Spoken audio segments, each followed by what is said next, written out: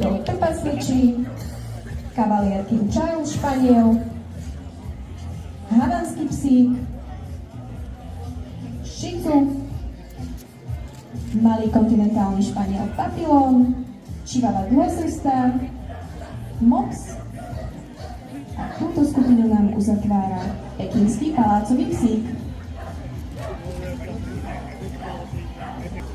Cavalier King Charles Španiel a francúzsky buldoček.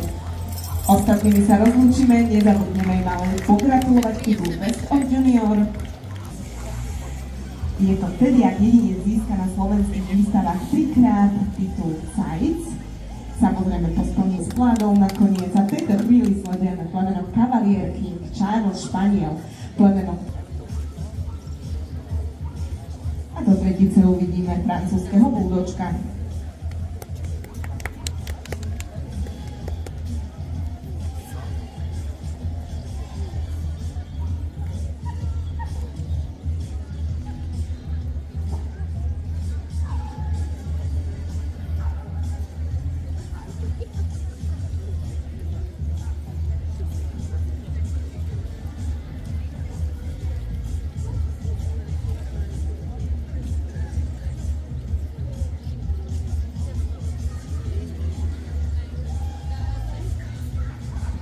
Tretie miesto v tejto skupine si odnáša Cavalier King Charles Španiel.